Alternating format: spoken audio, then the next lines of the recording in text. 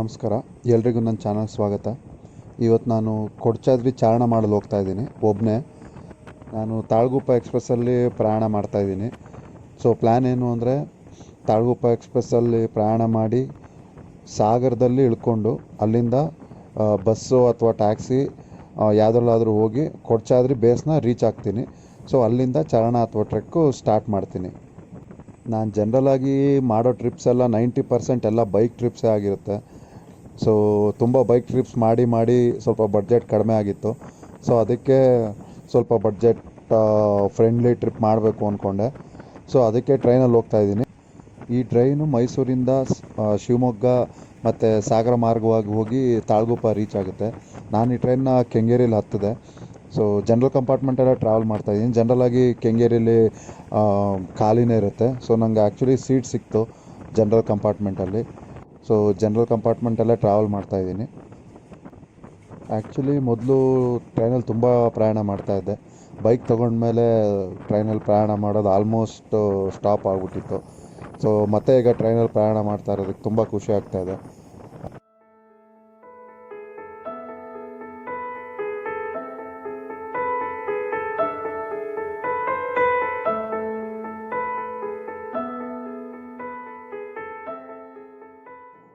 ಬೆಳಗ್ಗೆ 7 ಗಂಟೆ ಆಗಿದೆ.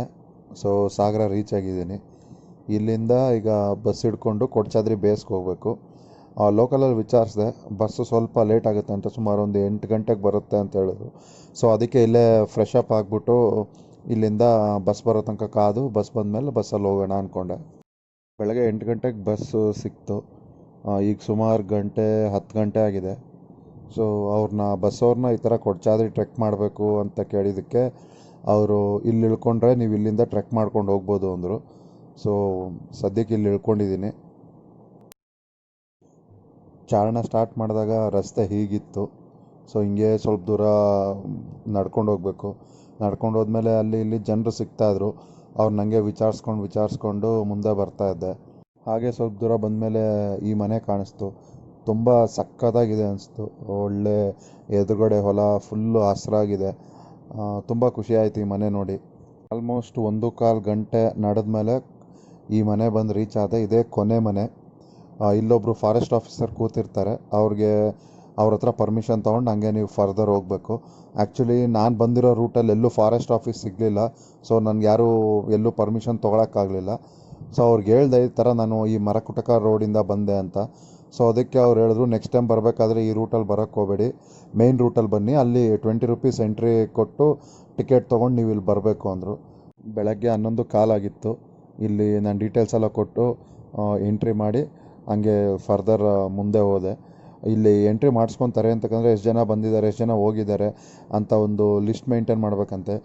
ಒಂದು ವೇಳೆ ಯಾರಾದರೂ ಮಿಸ್ ಆದರೆ ಸೊ ಅವ್ರ ಡೀಟೇಲ್ಸ್ ಗೊತ್ತಾಗುತ್ತೆ ಅಂತ ಇಲ್ಲಿ ಎಂಟ್ರಿ ಮಾಡಿಸ್ಕೊತಾರೆ ಅಂತ ಹೇಳಿದ್ರು ಅವರು. ಮತ್ತು ಈ ಮನೇಲಿ ನಿಮಗೆ ಸ್ನ್ಯಾಕ್ಸು, ಮಜ್ಜಿಗೆ, ವಾಟ್ರ್ ಬಾಟ್ಲ್ ಎಲ್ಲ ಸಿಗುತ್ತೆ.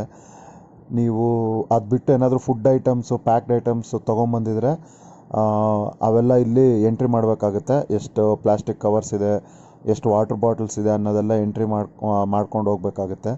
ಮತ್ತು ವಾಪಸ್ ಬರ್ತಾ ಅವನ್ನೆಲ್ಲ ತೊಗೊಂಬರ್ಬೇಕಾಗುತ್ತೆ. ಏನಾದರೂ ನೀವು ಮಿಸ್ ಮಾಡಿ ಅಲ್ಲೇ ಬಿಸಾಡಿ ಏನಾದರೂ ಬಂದರೆ ಫೈನ್ ಕಟ್ಟಬೇಕಾಗುತ್ತೆ. ಸೊ ಅದಕ್ಕೆ ನೀವೇನೇ ತೊಗೊಂಡೋದ್ರೂ ವಾಪಸ್ ತಂದು ಇಲ್ಲೇ ಡಸ್ಟ್ಬಿನ್ನಲ್ಲಿ ಹಾಕೋದು ತುಂಬ ಉತ್ತಮ. ಕೊನೆ ಮನೆ ಪಕ್ಕದಲ್ಲೇ ಈ ಹೊಲ ಇರೋದು. ಈ ಹೊಲದಲ್ಲೇ ಸ್ವಲ್ಪ ದೂರ ನಡ್ಕೊಂಡು ಹೋದರೆ ಕಾಡು ಸ್ಟಾರ್ಟ್ ಆಗುತ್ತೆ. ಸೊ ಆ ಕಾಡಲ್ಲಿ ಸ್ವಲ್ಪ ದೂರ ಹಂಗೆ ನಡ್ಕೊಂಡು ಹೋದರೆ ಫಸ್ಟು ವಾಟರ್ ಫಾಲ್ ಸಿಗುತ್ತಂತೆ. ಆ ಕೊನೆ ಮನೆಯಿಂದ ಒಂದು 10 ನಿಮಿಷ ನಡ್ಕೊಂಬಂದೆ. ಫಸ್ಟು ಈ ಚಿಕ್ಕದೊಂದು ಫಾಲ್ಸ್ ಸಿಕ್ತು. ಸೊ ಇದನ್ನು ದಾಟಿ ಮುಂದೆ ಹೋದರೆ ಹಿಡ್ಲುಮನೆ ಫಾಲ್ಸ್ ಸಿಗುತ್ತೆ. ಸೊ ಇಲ್ಲೆಲ್ಲ ನಡಿಬೇಕಾದ್ರೆ ಸ್ವಲ್ಪ ಹುಷಾರಾಗಿ ಅಕ್ಕಪಕ್ಕ ನೋಡಿಕೊಂಡು ಹೋಗಬೇಕಾಗತ್ತೆ.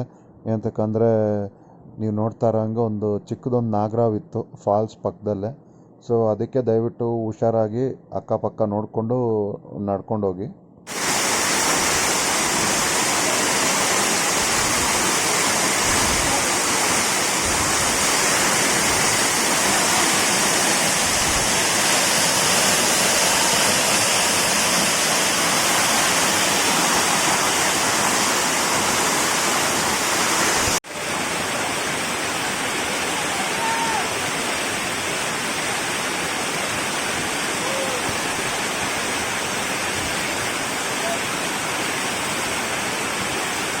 ನಾನು ಫಾಲ್ಸ್ ಹತ್ರ ಬಂದಾಗ ತುಂಬ ಜನ ಇದ್ದರು. ಸುಮಾರು ಒಂದು ಅರ್ಧ ಮುಕ್ಕಾಲು ಗಂಟೆ ಅಲ್ಲೇ ಆಟ ಆಡ್ಕೊಂಡಿದ್ದೆ ಫಾಲ್ಸಲ್ಲೇ. ಸೊ ಜನರೆಲ್ಲ ಕಡಿಮೆ ಆದಮೇಲೆ ಫೋಟೋಸು ವೀಡಿಯೋಸ್ ಎಲ್ಲ ತಗೋತಾ ಇದ್ದೆ. ಆಲ್ಮೋಸ್ಟು 1.5 ಗಂಟೆ ಕಾಲ ಫಾಲ್ಸ್ ಹತ್ರನೇ ಟೈಮ್ ಸ್ಪೆಂಡ್ ಮಾಡಿದ್ದೀನಿ. ಫಾಲ್ಸ್ನ ಬಿಟ್ಟು ಹೋಗೋಕ್ಕೆ ಮನಸ್ಸೇ ಆಗ್ತಾ ಇರಲಿಲ್ಲ. ನೀರು ಸ್ವಲ್ಪ ಕಡಿಮೆ ಇತ್ತು, ಬಟ್ ಅಂದರೂ ತುಂಬ ಚೆನ್ನಾಗಿತ್ತು ಆಟ ಆಡೋಕ್ಕೆ. ಮತ್ತು ಯಾರೂ ಬೇರೆ ಇರಲಿಲ್ಲ ಫಾಲ್ಸ್ ಹತ್ರ.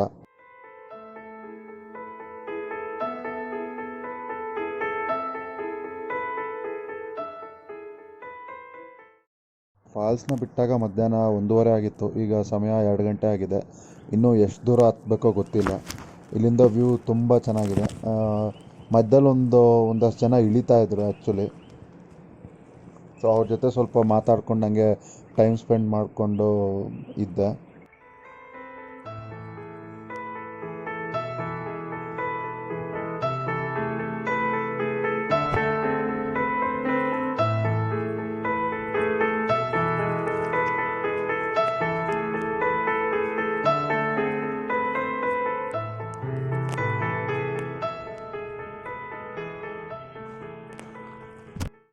ಫಾಲ್ಸಿಂದ ಸುಮಾರು ದೂರ ನಡ್ಕೊಂಬಂದಮೇಲೆ ಜೀಪ್ ಟ್ರ್ಯಾಕ್ ಸಿಕ್ತು.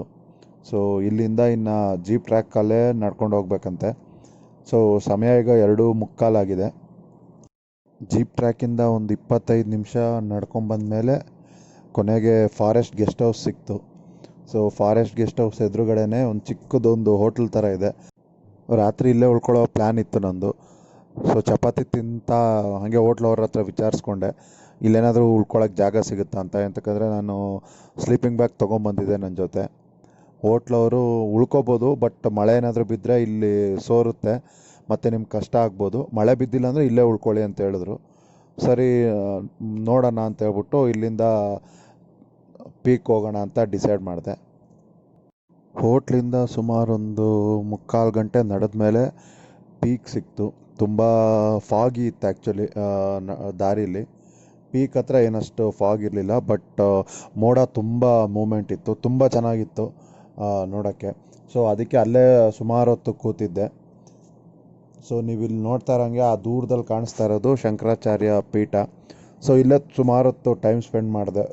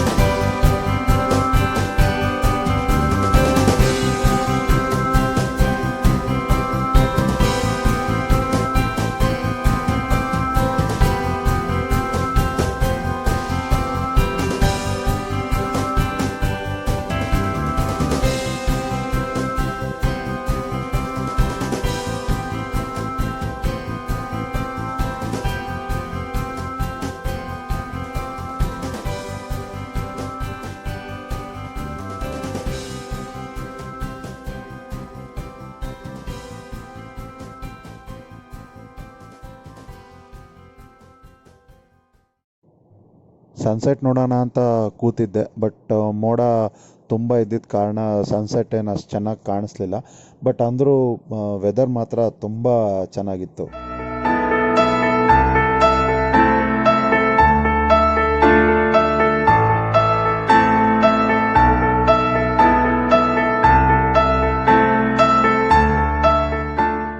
ಪೀಕಲ್ಲೇ ಸುಮಾರು ಸಂಜೆ 6:30 ತನಕ ಇದ್ದೆ. ಆಮೇಲೆ ಅಲ್ಲಿಂದ ಇಳ್ಕೊಂಬಂದೆ. ನೀವೀಗ ನೋಡ್ತಾ ಇರೋದೇ ಫಾರೆಸ್ಟ್ ಗೆಸ್ಟ್ ಹೌಸು. ಪೀಕಲ್ಲಿ ಒಂದಷ್ಟು ಜನ ಹುಡುಗರು ಸಿಕ್ಕಿದ್ರು. ಅವ್ರು ಹೇಳಿದ್ರು ಇಲ್ಲೇ ಫಾರೆಸ್ಟ್ ಗೆಸ್ಟ್ ಹೌಸಲ್ಲೇ ಉಳ್ಕೊಂಡಿದ್ದೀವಿ, ನೀವು ಅಲ್ಲೇ ಟ್ರೈ ಮಾಡು, ಜಾಗ ಸಿಗುತ್ತೆ ಅಂತ ಹೇಳಿದ್ರು. ಸರಿ ಅಂತ ಇಲ್ಲಿಗೆ ಬಂದು ನಾನು ವಿಚಾರಿಸಿದೆ ಈ ಥರ ಜಾಗ ಇದೆಯಾ ಅಂತ. ಅವ್ರು ಎಷ್ಟು ಜನ ಇದ್ದಾರೆ ಅಂದರೆ ನಾನು ಒಬ್ಬನೇ ಇದ್ದೀನಿ, ಮತ್ತು ಸ್ಲೀಪಿಂಗ್ ಬ್ಯಾಗ್ ಕೂಡ ಇದೆ, ನನಗಿನ್ನೇನು ಬೇಡ, ಜಸ್ಟು ಸ್ವಲ್ಪ ಜಾಗ ಕೊಟ್ಟರೆ ಸಾಕು ಅಂತ ಕೇಳಿದೆ. ಸೊ ಅದಕ್ಕೆ ಅವರು ಸರಿ ಅಂತ ಹೇಳಿದ್ರು. ಕೇವಲ 200 ರೂಪಾಯಿ ಕೇಳಿದ್ರು. ಊಟ ಗೀಟ ಏನಾದರೂ ಬೇಕಂದರೆ ಎಕ್ಸ್ಟ್ರಾ ಆಗುತ್ತೆ, ಇಲ್ಲಾಂದರೆ 200 ರೂಪಾಯಿ ಅಂತ ಹೇಳಿದ್ರು. ಸರಿ ಅಂತ ನನಗೇನು ಹೊಟ್ಟೆ ತುಂಬ ಹಸಿತಾ ಇರಲಿಲ್ಲ. ಸೊ ಅದಕ್ಕೆ 200 ರೂಪಾಯಿ ಕೊಟ್ಬಿಟ್ಟು ಇಲ್ಲೇ ಫಾರೆಸ್ಟ್ ಗೆಸ್ಟ್ ಹೌಸಲ್ಲೇ ರಾತ್ರಿ ಸ್ಟೇ ಮಾಡಿಕೊಂಡೆ. ಮತ್ತು ಫಾರೆಸ್ಟ್ ಗೆಸ್ಟ್ ಹೌಸಲ್ಲೇ ಸ್ಟೇ ಮಾಡಿ ಅಲ್ಲಿ ಒಂದಷ್ಟು ಹುಡುಗರು ಪರಿಚಯ ಆದರು. ಸೊ ಅವ್ರ ಜೊತೆ ಬೆಳಗ್ಗೆನೇ 6 ಗಂಟೆಗೆ ಸನ್ರೈಸ್ ನೋಡೋ ಪ್ಲ್ಯಾನ್ ಮಾಡ್ಕೊಂಡ್ವಿ. ಸೊ ಈಗ ನೀವು ನೋಡ್ತಾ ಇರೋದು ಸನ್ರೈಸು. ಸಕ್ಕತ್ತಾಗಿದೆ ಆ್ಯಕ್ಚುಲಿ, ಮಾತೇ ಬರ್ತಾ ಇಲ್ಲ ಇದನ್ನು ವರ್ಣಿಸೋಕ್ಕೆ, ಅಷ್ಟು ಚೆನ್ನಾಗಿದೆ. ಮೋಡ ಮೂವ್ ಆಗ್ತಾ ಇರೋದು ಮಾತ್ರ ತುಂಬ ಚೆನ್ನಾಗಿ ಕಾಣಿಸ್ತಾ ಇದೆ.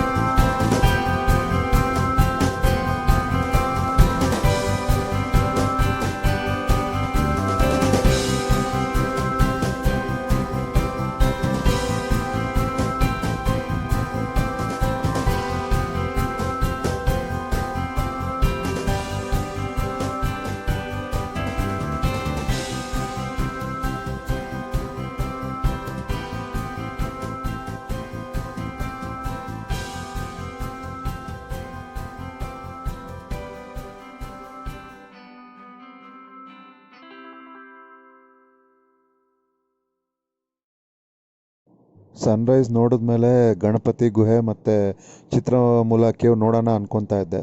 ಬಟ್ ನನ್ನ ಜೊತೆ ಬಂದವರು ಅವರೇನಷ್ಟು ಇಂಟ್ರೆಸ್ಟ್ ತೋರಿಸ್ಲಿಲ್ಲ. ಸರಿ ಅಂತ ಒಬ್ಬನೇ ಹೋಗೋಣ ಅಂದ್ಕೊಂಡು ಹೊರಟೆ. ಸೊ ಫಸ್ಟು ಗಣಪತಿ ಗುಹೆ ಹತ್ರ ಬಂದೆ. ಚೆನ್ನಾಗಿತ್ತು. ಈಗ ನೀವು ನೋಡ್ತಾ ಇರೋದೇ ಗಣಪತಿ ಗುಹೆ. ಸೊ ಇಲ್ಲಿ ಇನ್ನೊಂದಷ್ಟು ಜನ ಬಂದರು.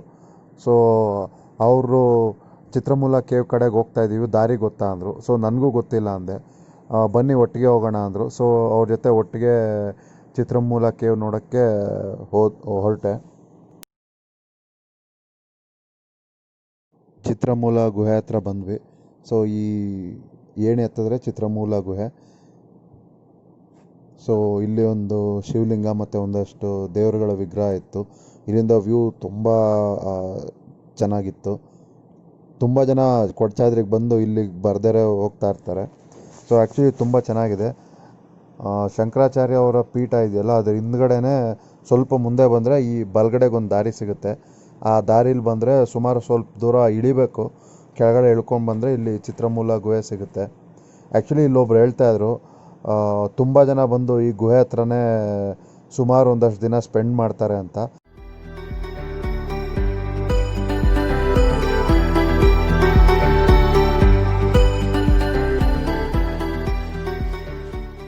ಚಿತ್ರಮೂಲ ಗುಹೆ, ಗಣಪತಿ ಗುಹೆ ಇವೆಲ್ಲ ನೋಡಿಕೊಂಡು ಮತ್ತೆ ಫಾರೆಸ್ಟ್ ಆಫೀಸ್ ಹತ್ರ ಬಂದಾಗ ಸುಮಾರು 9:15 ಆಗಿತ್ತು ಬೆಳಗ್ಗೆ.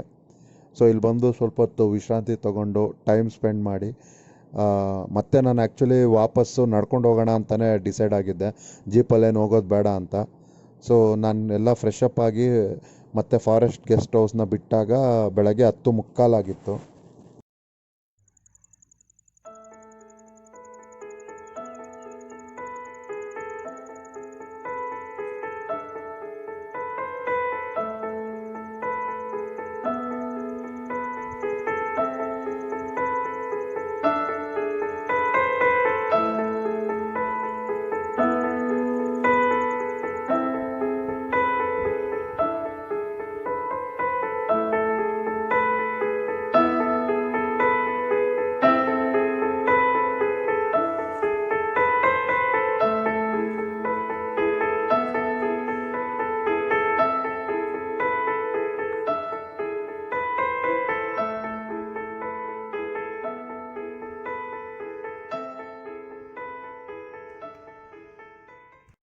ಫಾರೆಸ್ಟ್ ಗೆಸ್ಟ್ ಹೌಸಿಂದ ಸುಮಾರು 2 ಅವರ್ ನಡ್ಕೊಂಡು ಬಂದಮೇಲೆ ಮತ್ತೆ ಹಿಡ್ಲಮನೆ ಫಾಲ್ಸ್ ಹತ್ರ ಬಂದೆ.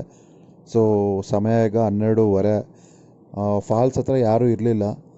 ಸೊ ಅದಕ್ಕೆ ಇಲ್ಲಿ ಸ್ವಲ್ಪ ಹೊತ್ತು ಟೈಮ್ ಸ್ಪೆಂಡ್ ಮಾಡಿದೆ, ಫೋಟೋಸು ವೀಡಿಯೋಸ್ ಎಲ್ಲ ತೊಗೊಂಡು.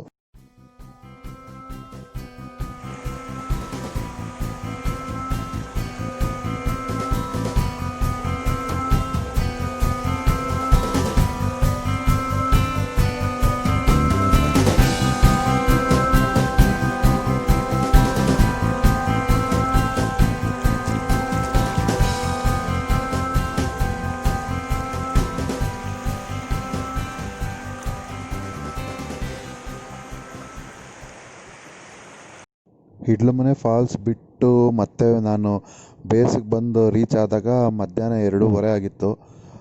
ಸೊ ಟ್ರೈನ್ ಇಲ್ಲಿಂದ ಬೆಂಗಳೂರಿಗೆ ರಾತ್ರಿ ಇತ್ತು. ಸೊ ಅದಕ್ಕೆ ಕೊಲ್ಲೂರಿಗೆ ಹೋಗೋಣ ಅಂತ ಡಿಸೈಡ್ ಮಾಡಿ ಅಲ್ಲಿಂದ ಬಸ್ ಹಿಡ್ಕೊಂಡು ಕೊಲ್ಲೂರಿಗೆ ಬಂದೆ. ಕೊಲ್ಲೂರು ಮೂಕಾಂಬಿಕೆಯನ್ನು ದರ್ಶನ ಮಾಡಿಕೊಂಡು ಮತ್ತೆ ನಾನು ಇಲ್ಲಿಂದ ವಾಪಸ್ ಹೊರಟೆ.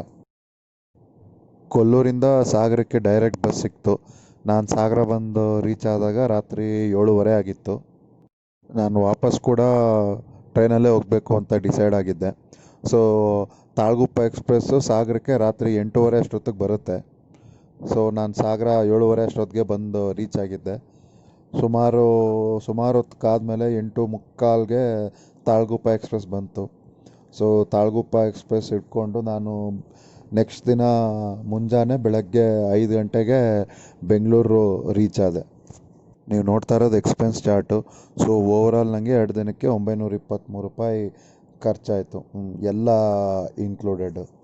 ಸೊ ನಾನು ಅಂದ್ಕೊಂಡಂಗೆ ತುಂಬ ಚೀಪಾಗಿ ವರ್ಕೌಟ್ ಆಯಿತು ಮತ್ತು ತುಂಬ ಒಳ್ಳೆ ಟ್ರೆಕ್ಕು ಮತ್ತು ಎಕ್ಸ್ಪೀರಿಯನ್ಸ್ ಸಿಕ್ತು. ಈ ವಿಡಿಯೋ ನಿಮ್ಗೆ ಇಷ್ಟ ಆಗಿದ್ರೆ ಲೈಕ್ ಮಾಡಿ. ಏನೇ ಅನಿಸಿಕೆಗಳಿದ್ದರೆ ಕಮೆಂಟ್ ಸೆಕ್ಷನಲ್ಲಿ ಕಮೆಂಟ್ ಮಾಡಿ. ಹಾಗೂ ಯಾರ್ಯಾರು ಸಬ್ಸ್ಕ್ರೈಬ್ ಆಗಿಲ್ವೋ ಇದೇ ಥರ ಹೊಸ ವೀಡಿಯೋಸ್ಗಳಿಗಾಗಿ ಸಬ್ಸ್ಕ್ರೈಬ್ ಆಗಿ. ಧನ್ಯವಾದಗಳು.